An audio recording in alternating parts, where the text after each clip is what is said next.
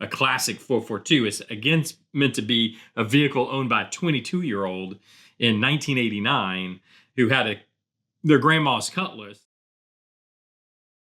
Welcome back to the Workbench, where we try to make things. And what we're continuing to try to make today is Revell's 1971 Olds 442. And this is the build that we're dubbing the Faux 42 because basically it's a Cutlass that we're trying to turn into a 442, or at least give the impression that somebody owned a Cutlass, like a kid owned a Cutlass, and are trying to turn it into a 442 W30 to actually be specific. And we're continuing right now to work on the interior. So I've got the black painted up. In fact, let me take this back apart here. Take the seats out if I can, and then the console. Yeah, so I basically taped off the back seat, leaving it, I painted it white, the back seat white, taped it off, and I've painted in the black, which is actually wet. So it's a little sticky, and it's a gloss. As you can see, it's a gloss black. By the way, I left, so when I sprayed the white, it kind of wet textured. There we go. It left a texture in the white, and I left that because we're going to end up flocking this anyways for carpet. And then it actually looks really good on, hopefully you guys can see this, on the inner fenders. Can you see how it's kind of glossy? And then there's up top here, it kind of textured on me, and it actually looks perfect for what we're doing. As far as I would like to have these inner fenders a little weathered, and that's really done it for me. I hope you guys can kind of see that. It's kind of another one of those, I guess you call happy accidents, but that looks really good. I like that. This back package tray is not going to stay this glossy. What I'll probably end up doing is just giving it a black wash, which will kind of dirty it up. I also need to look. I'm not for sure. Actually, I need to look at this. I'm assuming, I'm almost positive these back package trays were vinyl wrapped, but I don't know that for a fact. They might have been carpeted. So I need to look at that. So if this is carpeted back here, in fact, you have like two trim pieces here, one here, and it might have been carpeted in between.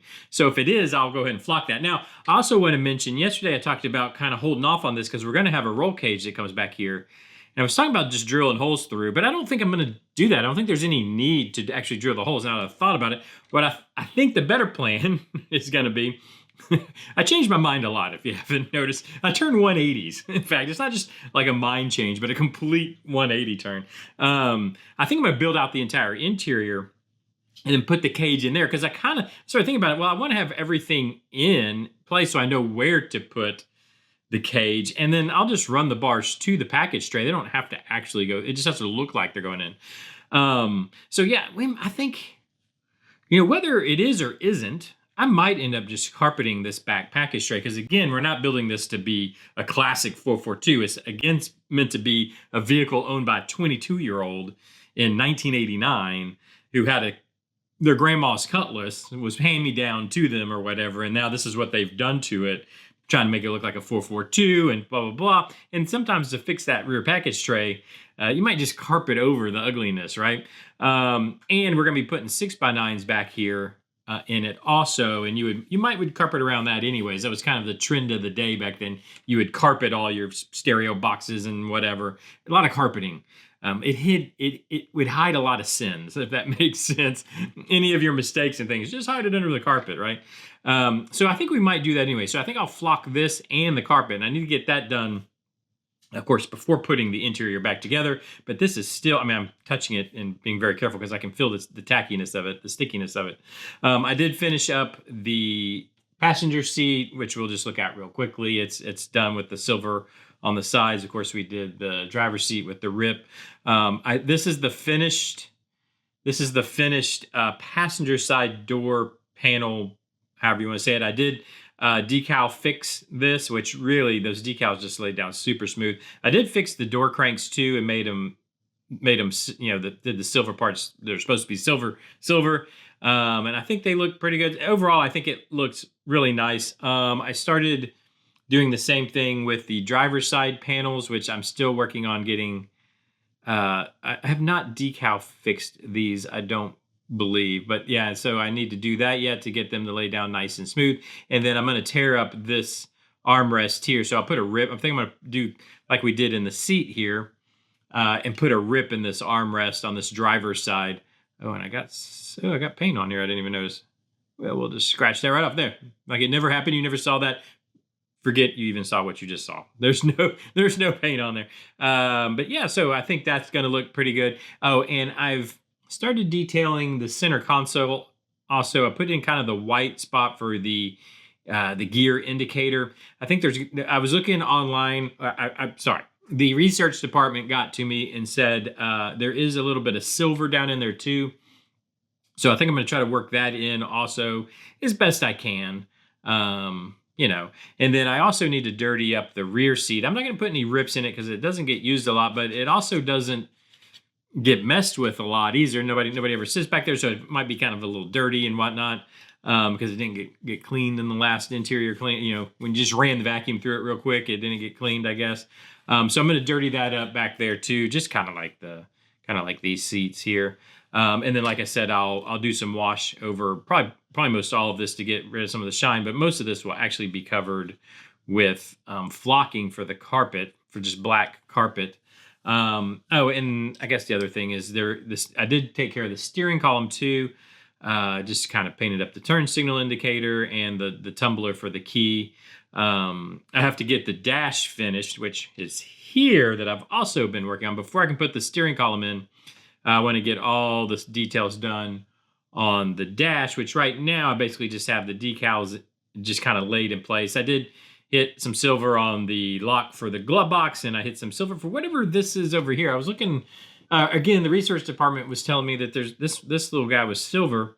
I'm not even sure what it is, but I went ahead and painted that in, and then there'll probably be, I think there's some other little details we might need to do, because I'll probably do the vents in a flat black just to get them to look a little different, that kind of thing. And then we can get the steering column in. And as a reminder, this is the steering wheel that came with it, which is the 442 steering wheel, which I don't think I'm going to use. I actually like it as a steering wheel, but I think I'm going to find something different, something that looks a little more aftermarket, something that was bought down at the AutoZone. I think I mentioned before, we used to always just put Grant wheels, those cheap Grant wheels.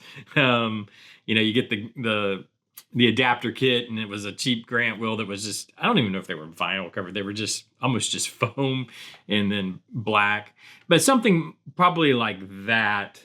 I don't think I want to put the 442 wheel in. I don't think this kid would have gone to the trouble to find one for his Cutlass to give it that 442. But there is, and you can barely see it. I hate that you can barely see it right there. There is a 442 logo that I put on over top of the wood grain. You can't even really see it, but I did put that on because that's something you could pick up cheap somewhere at a swap meet or out of a year one catalog or whatever, and make it look 442. So I did that.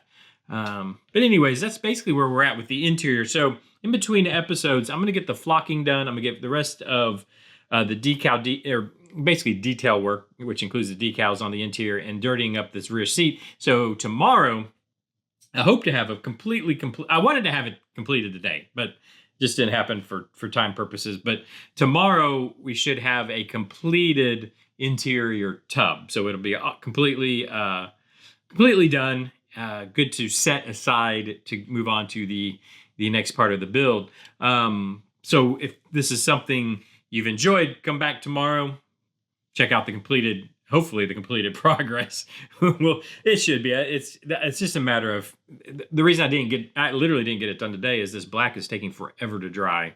I think it's just because it's cold outside and whatnot when I sprayed it. But once that's dry, we'll get that done and we'll have it finished for tomorrow. If this is something you enjoyed, make sure and hit that subscribe button. We're almost at 10,000 subscribers, and it'd be kind of cool to get to 10,000 subscribers. Anyway, so hit that subscribe button if this is something you want to keep up with, or any of these builds, by the way. Hit the like button. It does help. Leave me comments down below. Let me know what you think so far. I'm using your guys' input on kind of direction of this build.